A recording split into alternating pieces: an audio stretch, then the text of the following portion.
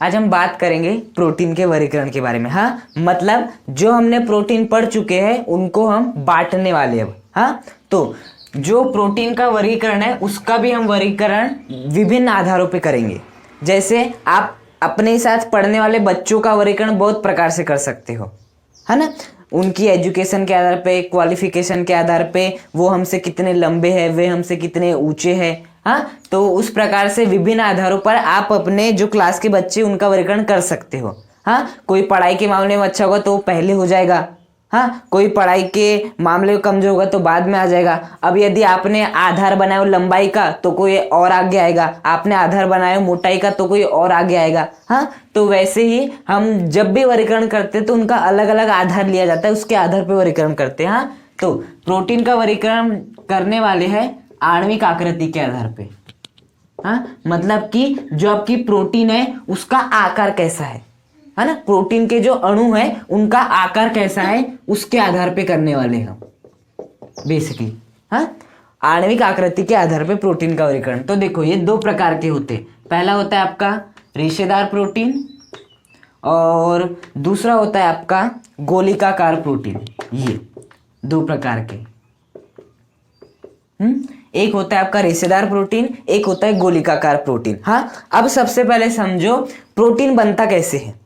देखो, प्रोटीन बनने के लिए जो न्यूक्लिक अम्ल होते हैं, अल्फा न्यूक्लिक अम्ल को आपस में जुड़ना चाहिए। हाँ, जब बहुत सारे अल्फा न्यूक्लिक अम्ल आपस में जुड़ जाते हैं तब आपका निर्माण होता है पॉलीपेप्टाइड का। जब 10 या 10 से अधिक आपके अल्फा एमिनो अम्ल जुड़ जाते हैं तो निर्माण होता है पॉलीपेप्टाइड का। और जब पॉलीपेप्टाइड का निर्माण 100 या 100 से अधिक एमिनो अम्ल के जुड़ने से होता है तो निर्माण होता है आपका प्रोटीन का। मतलब प्रोटीन में एक प्रकार से आपकी पॉलीपेप्टाइड्स होते हैं। क्या होते हैं? पॉलीपेप्टाइड्स होते हैं। हाँ, या ऐसा बोल सकते हैं कि आपकी पॉलीपेप्टाइड की श्रृंखला रहती है बहुत सारी। हाँ, बेसिकली मैं आपको बता भी देता हूँ। जैसे कि हमने ले लिए, मान लो ग्लाइसिन ले लिए, ग्लाइसिन ले लिए। अब दूसरा भी इस प्रकार से ग्लाइसिन जुड़ जाएगा, तीसरा भी ग्लाइसिन, चौथा भी ग्लाइसिन, पांचवा भी, छठा भी, सातवां भी, आठवां भी, ये नौवां भी, ये 10वां भी। तो देखो ग्लाइसिन क्या है? आपका एक एमिनो अम्ल है। दूसरा ग्लाइसिन में एमिनो अम्ल। देखो 10 या 10 से अधिक एमिनो अम्ल 10 एमिनो अम्ल जुड़ गए तो ये कहलाएगा आपका पॉलीपेप्टाइड।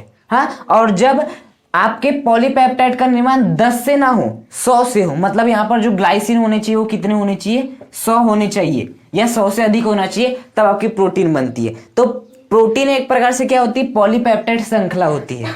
क्या होती है? पॉलीपेप्टाइड श्रृंखला हो सकती है। जरूरी नहीं कि आप ग्लाइसिन को लो। हाँ, आप चाहे तो क्या ले सकते हो? आपके एलालिन को भी ले सकते हो, फिर ग्लाइसिन को ले सकते हो, फिर एलालिन को ले सकते हो। मतलब न्यूक्लिक अम्ल अलग अलग भी हो सकते हैं, समान भी हो सकते हैं। हाँ, तो बेसिकली प्रोटीन में क्या होती है? आपकी पॉलीपेप्टाइड श्रृंखला होती है। हाँ, अब यदि वो पॉलीपेप्टाइड श्रृंखला एक दूसरे के समांतर रहती है, हाँ मतलब कि ऐसे रहती है, एक दूसरे के समांतर होती है, रेशे के समान होती है, तो उसे कहते हैं रेशेदार प्रोटीन।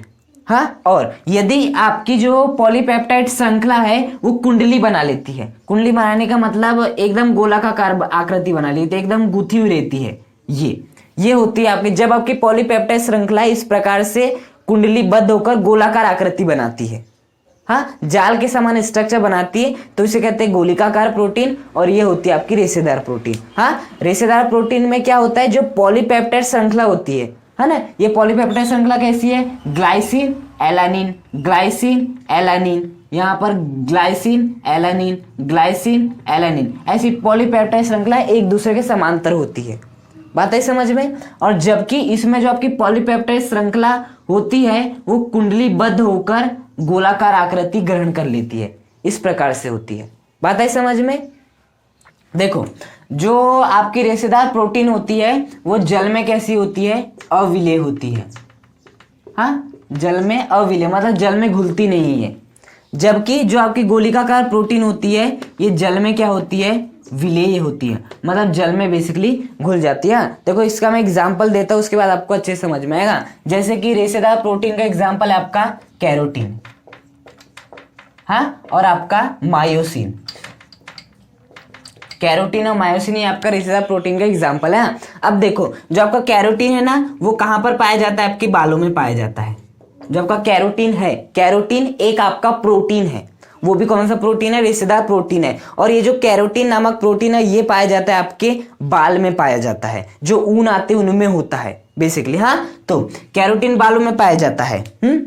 मतलब रेशेदार प्रोटीन का एक उदाहरण है कैरोटीन, और कैरोटीन कहाँ पाया जाता है, बालों में पाया जाता है। अब बताओ यदि रेशेदार प्रोटीन जल में घुल जाते तो जैसे ही हम अपने सर पर पानी डालते तो बाल भी उनके साथ निकल जाते, क्योंकि जल में विलय होती वो। हाँ, यदि हम ऐसा सोचते कि रेशेदार प्रोटीन जल में विलय होती, अब रेशेदार प्रोटीन जल में विलय है मतलब कैरोटीन भी जल में विलय होगा, कैरोटीन जल में विलय होगा मतलब आपकी बाल भी जल में विलय हो जाती। तो जैसे हम अपने ऊपर पानी डालते तो आपकी पूरी बाल निकल जाती।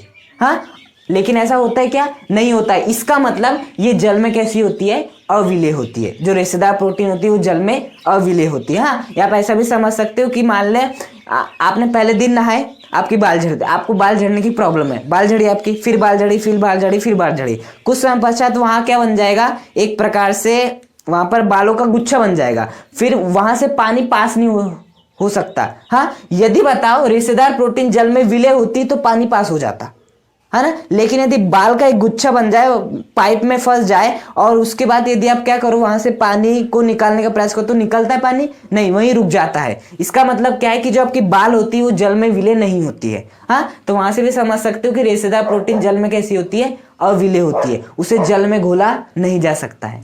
बात समझ में आई। आपका इंसुलिन और एल्ब्यूमिन, ये दो एग्जाम्पल है, इंसुलिन और एल्ब्यूमिन, ये आपके दो एग्जाम्पल। हाँ, इंसुलिन और बेसिकली एल्ब्यूमिन। हाँ देखो, बेसिकली ना इंसुलिन को अच्छे से याद रखना, ये बहुत ही मतलब इंपॉर्टेंट क्वेश्चन बन सकता है आपका इंसुलिन के ऊपर। वो कैसे बन सकता है, देखो जितने भी आपकी प्रोटीन है सबका निर्माण 100 या 100 से अधिक एमिनो अम्ल से होता है। हाँ, जब तक आपके 100 या 100 से अधिक एमिनो अम्ल आपस में जुड़ेंगे नहीं, हाँ, तब तक आपके प्रोटीन का निर्माण नहीं होगा। लेकिन इंसुलिन मात्र केवल ऐसा प्रोटीन है, इंसुलिन प्रोटीन है, ऐसा प्रोटीन है जिसमें कि 51 एमिनो अम्ल होते हैं।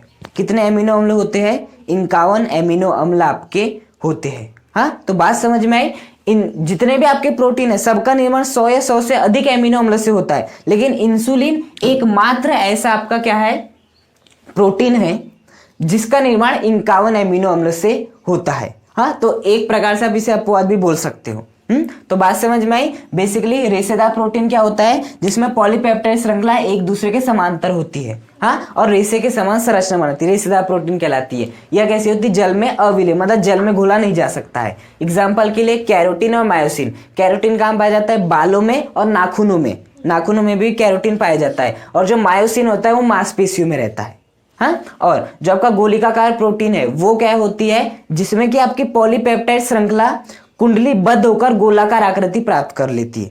कुंडलीबद्ध होकर, देखो कुंडली के समान हो गए, कुंडलीबद्ध होकर गोलाकार आकृति प्रदान कर लेती, प्राप्त कर लेती, गोलिकाकार प्रोटीन कहलाती है। जल में इसे घोला जा सकता है आसानी से। एग्जाम्पल के लिए आपका इंसुलिन हो गया और एल्ब्यूमिन हो गया।